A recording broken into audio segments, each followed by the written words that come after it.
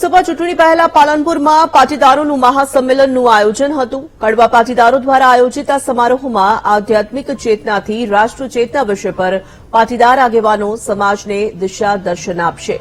સમગ્ર આયોજનમાં આરોગ્યમંત્રી ઋષિકેશ પટેલ સહિત પાટીદાર રાજકીય આગેવાનો સામેલ થયા તો બીજી બાજુ વિશ્વ ઉમિયા ફાઉન્ડેશનના પ્રમુખ આરપી પટેલ પણ સમારોહમાં સામેલ થયા છે। પાટીદાર મહાસંમેલનનું સમગ્ર આયોજન પાલનપુરની કડવા પાટીદાર સમાજવાડીમાં કરવામાં આવ્યું છે।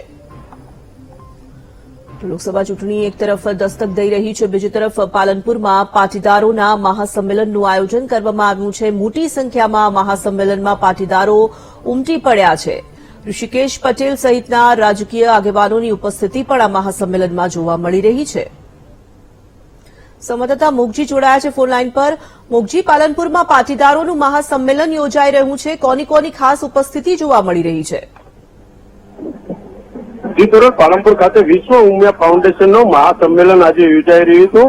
જે પાટીદાર સમાજ દ્વારા જે વિશ્વ ઉમિયા ધામના જે પ્રમુખ છે આરપી પટેલ તેઓ પણ હાજર રહ્યા હતા। જે આરોગ્ય મંત્રી છે ઋષિકેશ પટેલ તે પણ હાજર રહ્યા હતા। તે સહિત બનાસકાંઠાના જે તમામ જે કડવા પાટીદારના જે મોટા જે આગેવાનો છે, નેતાઓ છે, તે પણ અત્યારે સભામાં હાજર જોવા મળ્યા હતા।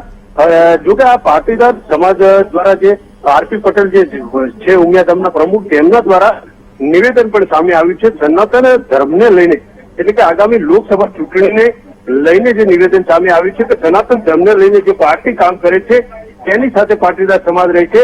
જે પાર્ટી સનાતન ધર્મ સાથે છે તેની સાથે વિશ્વ ઉમિયા ફાઉન્ડેશન ધામ ટ્રસ્ટ પાર્ટી સાથે રહી છે। સનાતનને ગાળો બોલનાર કે પાટીદાર સમાજ એક અન્ય સમાજ અને હિન્દુત્વની વિચારધારા વાળા સમાજો લોક એટલે કે જે સનાતન ધર્મની સાથે નથી તેમની સાથે પાટીદાર સમાજ નથી તેવું અત્યારે નિવેદન જે આરપી પટેલ જે પ્રમુખ છે તેમનું સામે આવ્યું છે। એટલે કે એક પ્રકારે આ ફાઉન્ડેશનનું જે મહાસંમેલન હતું અને 15,000થી વધુ લોકો આ ફાઉન્ડેશનમાં અત્યારે જે તમામ યુવાનો, વડીલો તેમજ બહેનો મોટી સંખ્યામાં હાજર રહ્યા હતા। આરોગ્ય મંત્રી પણ અહીંયા હાજર રહ્યા હતા અને આ સમગ્ર જે મહાસંમેલન યોજાયું હતું ત્યારે જે વિશ્વ ઉમિયા ફાઉન્ડેશન ધામના જે પ્રમુખ છે આરપી પટેલ દ્વારા તેમને લોકસભાની ચૂંટણીને લઈને પણ જે નિવેદન આવ્યું છે એટલે કે તેમનું કહ્યું છે કે સનાતન ધર્મ સાથે જે પાર્ટી કામ કરશે તેની સાથે પાટીદાર સમાજ રહેશે। જી તોરલ મોગજી, ધન્યવાદ।